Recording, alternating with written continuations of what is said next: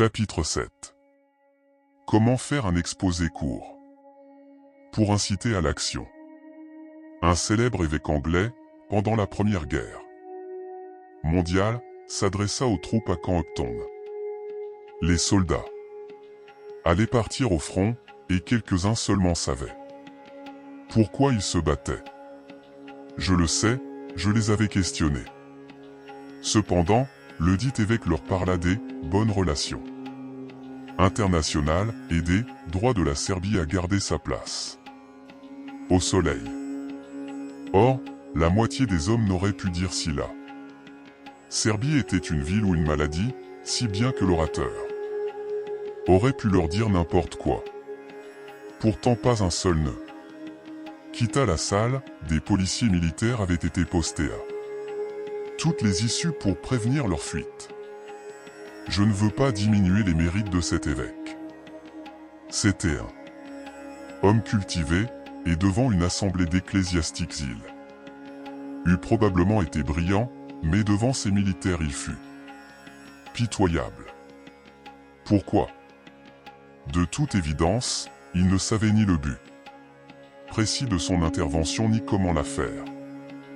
Que entendons-nous par le but d'une intervention? Simplement ceci, toute intervention, que le communicateur en est ou non conscience, poursuit l'un des 4 objectifs suivants. 1. Convaincre. 2. Faire agir. 3. Informer. 4. Distraire.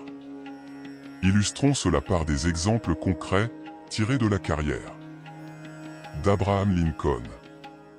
Peu de gens savent que Lincoln inventa et fit breveter un moyen de soulever les bateaux pris dans les bancs de sable ou entravés par d'autres obstacles. Il construisit une maquette de son appareil dans un atelier de mécanique situé près de son cabinet d'avocat. Et quand ses amis venaient voir le modèle, il leur donnait de longues explications, il voulait les informer.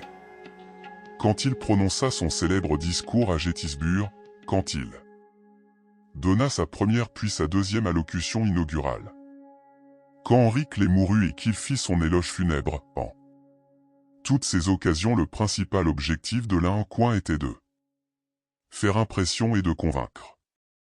Dans ses plaidoiries, il essayait d'obtenir un verdict favorable. Dans ses discours politiques, il voulait gagner des votes. Son but était alors de faire agir.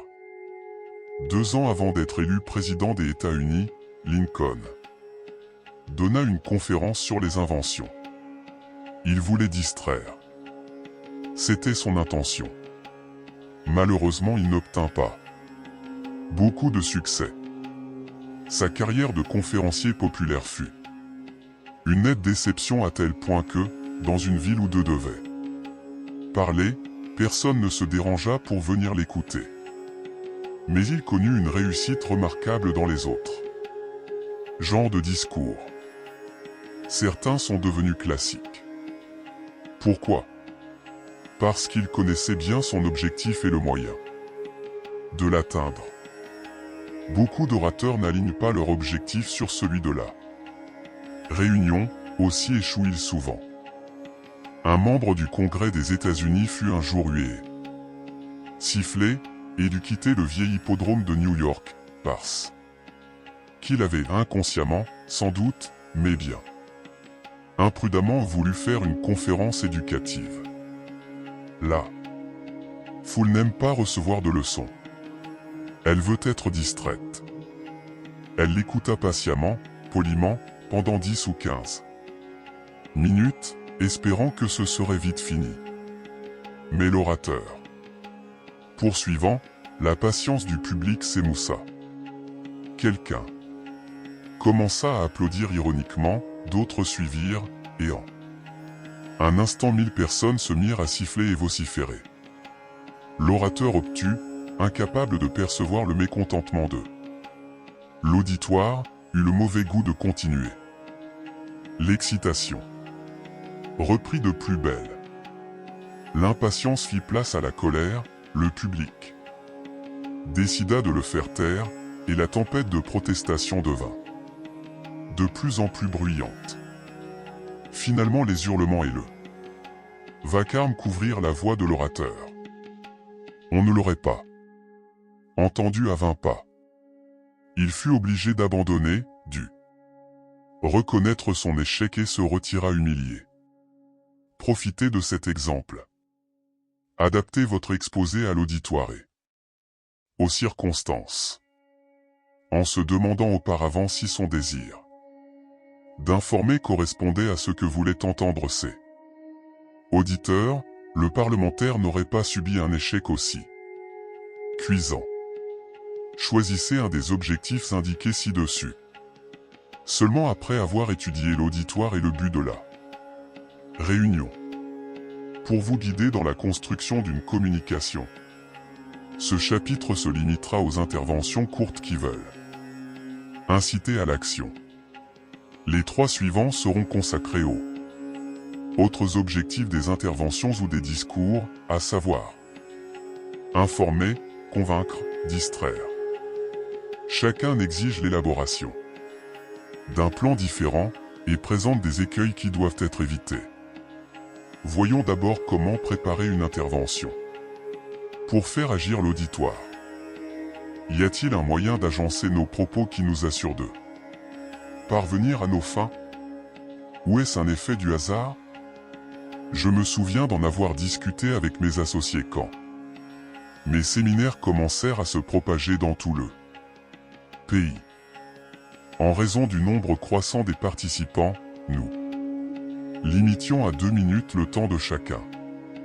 Ce qui ne nous gênait pas quand l'orateur voulait seulement distraire ou informer. Mais il n'en était pas de même pour les interventions qui incitent à l'action. Nous n'obtenions aucun résultat avec le vieux système, introduction, développement et conclusion, modèle que tous les orateurs ont suivi depuis Aristote.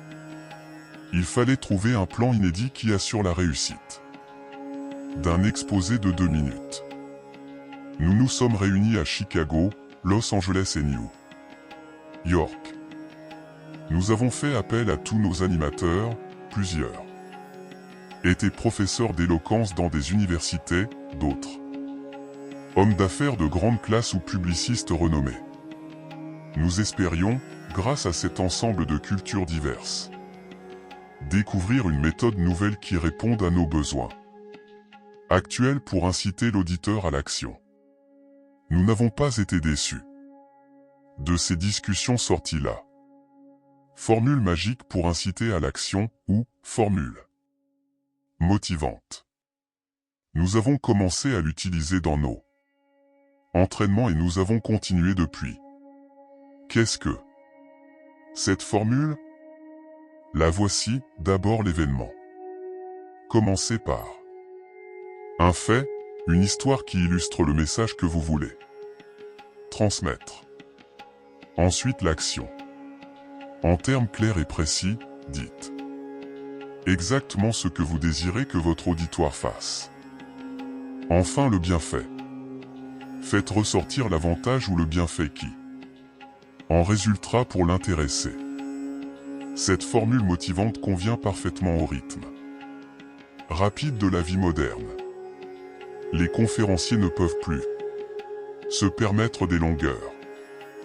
Le public, qui se compose de gens pressés, désire que l'orateur aille droit au fait, car il est habitué au style direct des journalistes.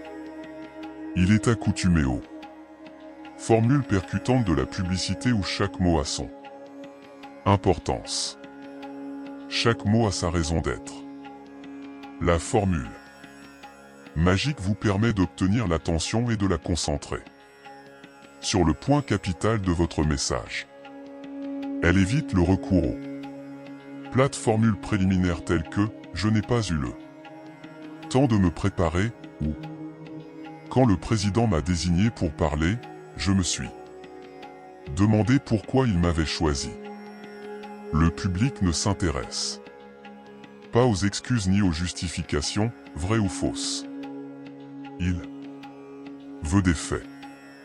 La formule magique permet d'entrer Immédiatement dans le vif du sujet. Elle est idéale pour les interventions courtes, parce qu'elle comporte un certain suspens. L'auditeur est accroché par l'histoire, mais il ne saura qu'à la fin où vous voulez en venir. Dans les cas où vous demandez quelque chose à l'auditoire, cette formule est presque indispensable pour réussir. Aucun orateur voulant faire délier la bourse de ses auditeurs, même pour une bonne cause, n'ira très loin en commençant ainsi. Mesdames et messieurs, je suis ici pour vous demander à chacun 50 francs. Ils se précipiteront tous vers la sortie.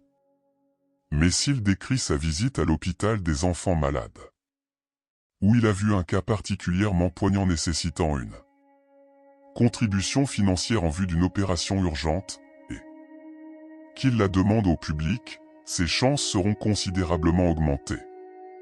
C'est l'événement vécu qui prépare le public à l'action qu'on lui demande. Voyez comment le Lance-Tour s'est servi de l'incident exemple pour demander à ses auditeurs de répondre à l'appel des Nations Unies en faveur de l'enfance. Je prie le ciel de n'avoir jamais à me retrouver en pareille situation. Je n'avais qu'une cacahuète pour soustraire un enfant à la mort. Puissiez-vous ne jamais en faire l'expérience et vivre ensuite avec ce souvenir. Si vous aviez entendu la voix et vu les yeux de ces petits Athéniens, par cette journée de janvier dans un quartier pauvre de leur ville ravagée par les bombes, cependant il ne me restait qu'une boîte de cacahuètes d'une demi-livre. Tandis que je m'efforçais de l'ouvrir, des gosses en loques m'entourèrent par douzaines, comme une nuée, et s'agrippèrent frénétiquement à moi. Deux jeunes mères, avec leur bébé sur les bras, se bousculaient pour m'approcher. Elles me tendaient leur enfant, et les petites mains décharnées s'agitaient convulsivement dans ma direction. J'essayais de distribuer mes cacahuètes équitables. Dans la bousculade, je fus presque jeté à terre. Je ne voyais plus que des mains. Des centaines de mains tendues, demandant la charité, des mains désespérées, de pitoyables petites mains. Une cacahuète ici, une autre là. 6 cacahuètes m'échappèrent, une ruée sauvage projeta à terre les corps émaciés. Je repris ma distribution. Des centaines de mains se tendaient toujours vers moi, des centaines d'yeux brillaient d'espoir. Je restais là, désemparé, ma boîte vide à la main. Oui, j'espère que cela ne vous arrivera jamais. La formule magique peut aussi servir pour rédiger des lettres professionnelles ou pour motiver des collaborateurs. Les parents et les éducateurs peuvent l'utiliser pour motiver leurs enfants. C'est un outil psychologique qui vous aidera à faire passer tous les jours vos idées. Dans la publicité, on utilise la formule magique quotidiennement. La société des piles Evréadi l'a utilisée adroitement pour sa publicité à la radio et à la télévision. Le présentateur commence par raconter l'histoire d'une personne dont la voiture se retourne sur la route en pleine nuit. Après quelques détails sur l'accident, le conducteur terminant disant comment l'éclairage produit par les piles Evréadi lui a évité le pire. Puis le commentateur poursuit avec l'action et le bienfait, acheter des piles Evréadi, elles vous aideront dans une situation semblable. Toutes ces histoires relataient des expériences vécues que la société des piles Evréadi avait sorties de ses dossiers. Je ne sais pas combien de piles Evréadi cette histoire a fait vendre, mais je sais que la formule magique est efficace pour recommander une action à vos auditeurs. Examinons maintenant chaque étape. Premièrement, racontez un événement que vous avez vécu. C'est la partie la plus longue. vous décrivez une expérience qui a été pour vous une leçon. Selon les psychologues, nous apprenons de deux manières. 1. Par la répétition, une série d'incidents similaires nous amène à modifier notre conduite. 2. Par une expérience frappante, qui peut suffire à nous transformer. Nous avons tous vécu des expériences exceptionnelles. Nous n'avons pas à les chercher loin, elles sont gravées dans notre mémoire, et elles ont modifié notre comportement dans une large mesure. En les faisant revivre, elles peuvent influencer les autres, car les gens réagissent de la même façon aux paroles et aux événements réels. Vous devez revivre l'événement pour en recréer l'atmosphère, de telle sorte que vos auditeurs ressentent le même effet que vous lorsque c'est arrivé. Pour que votre auditoire soit pris par votre récit, il est indispensable qu'il soit clair et laisse percer vos émotions. Voici certaines suggestions qui vous aideront à rendre l'événement frappant et intéressant. Utilisez comme événement une seule expérience personnelle. L'incident exemple est spécialement efficace s'il fait appel à une expérience unique qui a eu pour vous de grandes répercussions. Il a pu se passer en quelques secondes, mais ce court espace de temps a suffi pour vous donner une leçon inoubliable. Un de nos participants nous raconta dernièrement la terrible expérience qu'il avait faite, son bateau ayant chaviré, il dut lutter désespérément pour regagner le rivage à la nage. Je suis sûr que tous ceux qui étaient présents ont décidé de suivre, dans un cas semblable, le conseil de l'orateur, rester près du bateau en attendant de l'aide. Je me souviens d'un accident dramatique survenu à un enfant qui jouait auprès d'une tondeuse à moteur retourné. Il est resté gravé dans ma mémoire de façon si précise que je me méfie toujours quand des enfants tournent autour de ma propre tondeuse. Beaucoup de nos animateurs ont été si frappés par ceux qui l'ont entendu dans leur stage qu'ils ont immédiatement fait le nécessaire pour que de telles choses n'arrivent pas chez eux. L'un d'eux garde dans sa cuisine, à portée de la main, un extincteur, depuis qu'il a entendu le récit de l'incendie tragique qui s'était déclaré dans une cuisine.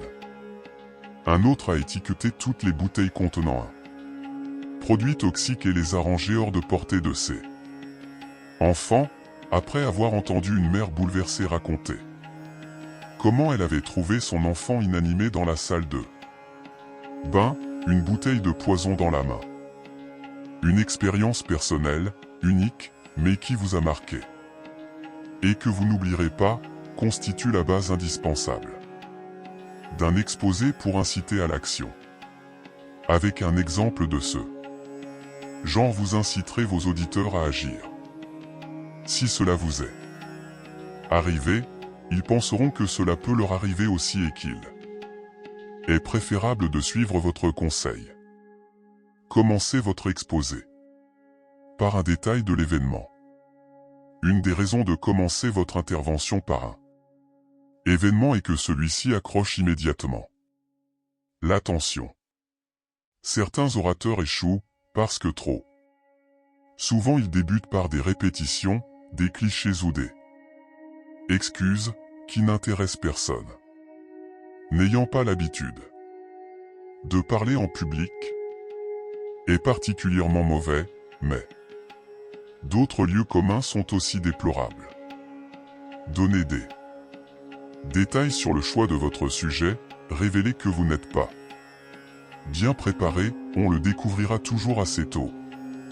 Commencez comme un prédicateur donnant le titre de son sermon, sont à éviter dans cette forme d'intervention. Prenez exemple sur les journalistes qui écrivent dans les revues ou les quotidiens à grand tirage. Entrez dans le vif du sujet et votre auditoire sera immédiatement attentif. Voici quelques débuts d'exposés qui m'ont attiré comme un Aimant, en 1942, je me suis retrouvé sur un lit d'hôpital. Hier, au petit déjeuner, ma femme versait le café quand. En juillet dernier, je traversais un carrefour dangereux. La porte de mon bureau s'ouvrit et Charles Vam, notre contremaître, fit irruption. Je pêchais au milieu du lac. En levant les yeux, je vis un canot à moteur filer droit sur moi. Toute allure. En commençant ainsi avec une phrase répondant à l'une des questions: qui, quand, où, quoi, comment, pourquoi. Vous utilisez un des plus vieux moyens du monde pour établir le contact, le récit. Il était une fois, sont des mots magiques qui ouvrent les vannes de l'imagination enfantine. Avec un procédé similaire, vous intéressez vos auditeurs dès les premiers mots. Donnez des détails pertinents. Le détail en lui-même offre peu d'intérêt. Une pièce encombrée de meubles n'est pas attrayante. Un tableau rempli d'une multitude de détails insignifiants n'incite pas à un examen attentif. De même, des détails surabondants et sans importance transforment la conversation et l'exposé en pénible épreuve d'endurance.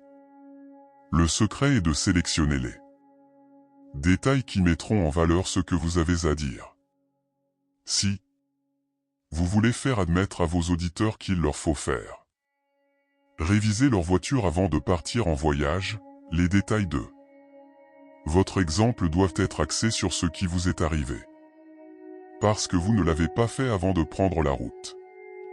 Si vous parlez de la beauté du paysage ou de votre future résidence, vous ne réussirez qu'à disperser l'attention.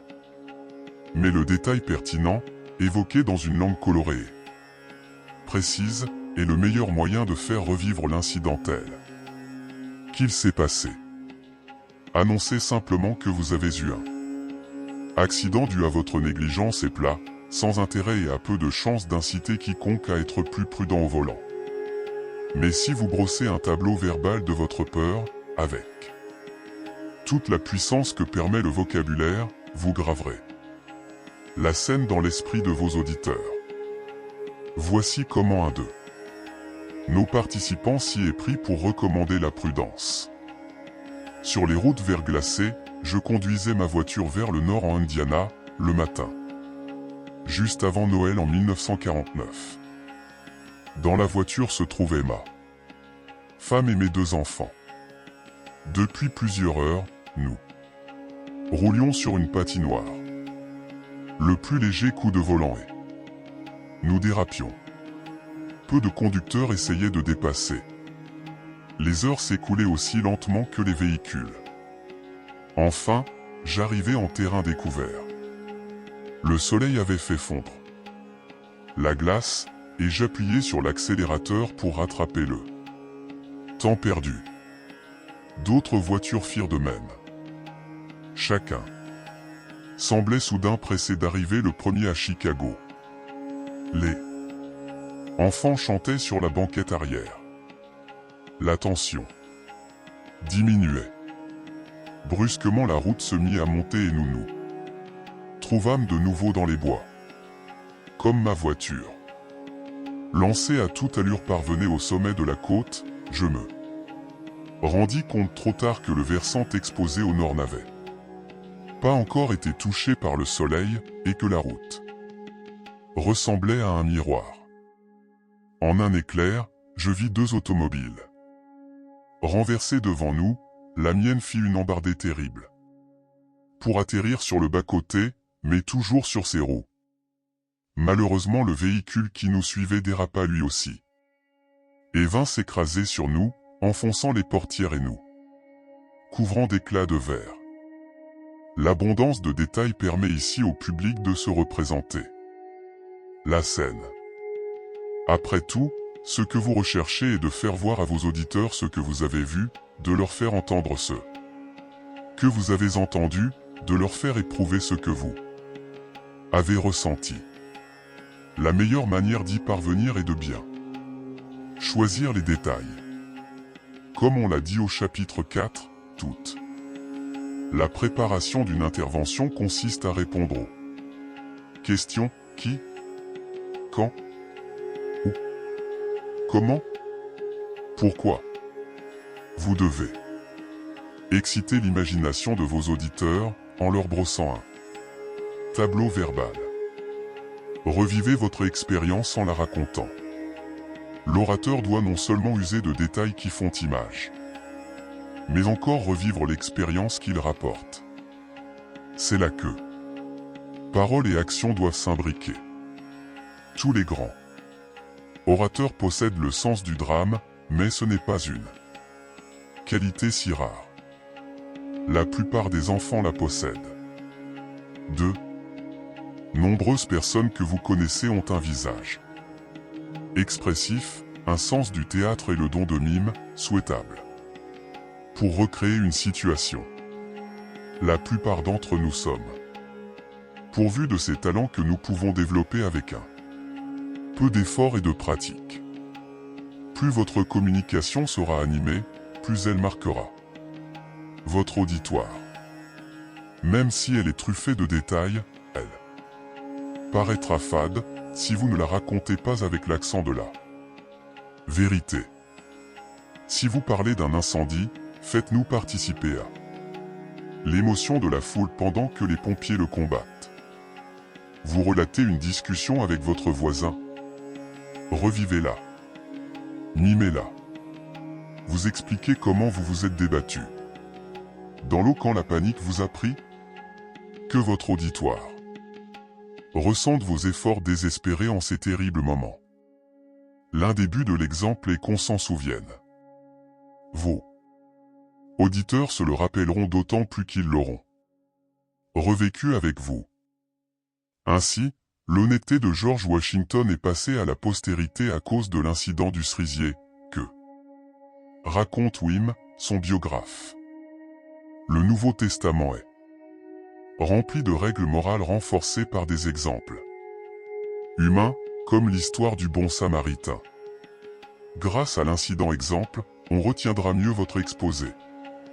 Et il sera plus convaincant. Le public est très sensible à toutes les expériences vraies. On peut dire qu'un auditoire est généralement bien disposé à répondre aux suggestions de l'orateur. Cela nous amène à la deuxième partie de la formule magique. Deuxièmement, quelle action recommandez-vous? Que voulez-vous que votre public fasse? L'exposé de l'événement vécu a pris plus des 3/4 du temps dont vous disposez. Supposons que vous parliez pendant 2 minutes. Il vous reste donc 20 secondes environ pour énoncer l'action à faire et l'avantage qui en résultera. Les détails sont maintenant superflus. C'est le moment d'aller droit au fait. C'est l'inverse de la technique des journaux. Au lieu de donner d'abord les gros titres, vous commencez par l'histoire, puis vient l'action ou plutôt l'incitation à l'action. Cette étape est soumise à 3 règles. Énoncez l'action de façon brève et précise. Soyez précis en expliquant à votre auditoire ce que vous attendez exactement de lui, car il ne fera que ce qu'il aura bien compris. Il est essentiel que vous sachiez exactement ce que vous allez leur demander de faire maintenant que l'exemple les a préparés. Il est utile de décrire l'action en style télégraphique, en réduisant au maximum le nombre de mots et en choisissant les termes les plus précis possibles. Ne dites pas « aider les enfants de notre orphelinat », c'est trop général, dites plutôt « inscrivez-vous dès ce soir et nous emmènerons 25 enfants en pique-nique ». Il est important de demander un acte concret, plutôt qu'une action morale, qui est trop vague. Par exemple, pensez de temps en temps à vos grands-parents. N'appelle pas à une action précise, dites plutôt « à les rendre visite à vos grands-parents cette semaine ». Soyez patriote. sera avantageusement remplacé par « N'oublions pas d'aller ». Votez dimanche prochain. Rendez votre recommandation facile à exécuter. Quel que soit son objectif, c'est à l'intervenant qu'il appartient de présenter l'action qu'il demande, de telle sorte qu'elle soit réalisable par l'auditoire. Le meilleur moyen d'y parvenir est d'être précis. Si vous désirez qu'ils développent leur mémoire, pour retenir les noms, ne dites pas « Commencez dès aujourd'hui à exercer votre mémoire pour retenir les noms ». C'est trop général. Mais dites, répétez-le. Nom de la prochaine personne que vous rencontrerez, 5 fois dans les 5 minutes qui suivent. Les orateurs qui communiquent l'action précise qu'ils requièrent de l'auditoire réussissent mieux à le motiver que ceux qui se cantonnent dans les généralités.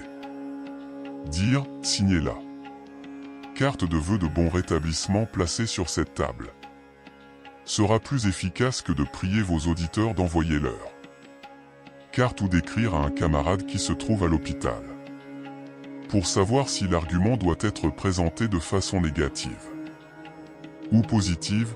Il faut se mettre à la place de l'auditeur. Les phrases négatives ne sont pas nécessairement sans effet. Elles sont parfois plus convaincantes lorsqu'elles résument ce qu'il faut éviter. Ne manquez pas d'ampoule électrique. Fut une formule percutante, bien que négative, lancée dans une campagne publicitaire pour vendre des ampoules, il y a quelques années. Conseillez l'action avec force et conviction. Toute votre intervention a cette action pour objectif. Vous devez donc l'imposer avec force et conviction. Comme un titre s'écrit en lettres capitales, votre appel à l'action sera amplifié par la force de votre voix. C'est votre dernière chance de convaincre l'auditoire. Faites en sorte qu'il sente votre sincérité. Soyez ferme dans vos propos et sans hésitation dans votre choix. Votre force de persuasion doit s'étendre jusqu'au dernier mot de la 3e étape de la formule magique. Troisièmement, faites ressortir le bienfait que votre auditoire peut en retirer. Ici encore, il est nécessaire d'être bref. Indiquez le bienfait que vos auditeurs en retireront s'ils font ce que vous leur suggérez. Assurez-vous que le bienfait soit bien en rapport avec l'événement. On a beaucoup écrit sur la motivation dans la communication orale. C'est un vaste sujet, utile à qui veut pousser les autres à agir. Dans l'exposé court pour inciter à l'action, nous devons nous attacher uniquement à mettre en avant le bienfait en une courte phrase, puis nous asseoir. Il est donc très important que vous gardiez toujours présent à l'esprit le bienfait qui est amené par l'événement. Si vous racontez comment vous avez économisé de l'argent en achetant une voiture d'occasion et que vous conseillez à vos auditeurs d'en faire autant, vous insisterez sur les économies qu'ils feront eux-mêmes, sans vous perdre en digression et donner comme avantage le fait que certaines vieilles voitures ont plus d'allure que les modèles récents. Insistez sur un bienfait et un seulement. La plupart des ingénieurs commerciaux pourront donner une demi-douzaine de raisons pour vous convaincre d'acheter leurs produits. Il est possible que vous aussi ayez plusieurs arguments qui tous se rapportent à l'événement. Mais, là encore, il vaudra mieux vous en tenir à un bienfait particulier et conclure là-dessus. Vos derniers mots devront être aussi percutants qu'un slogan publicitaire. Si vous étudiez les annonces qui sont souvent réalisées avec beaucoup de talent, vous développerez la faculté de présenter l'action et le bienfait. Aucune publicité ne cherche à vendre plus d'un produit ou d'une idée à la fois. Dans les journaux à grand tirage, Très peu utilisent plusieurs arguments pour convaincre. Une même compagnie peut changer son mode de publicité et passer de la télévision à la presse, mais il est rare qu'elle se serve de plusieurs arguments dans une annonce, qu'elle soit auditive ou visuelle.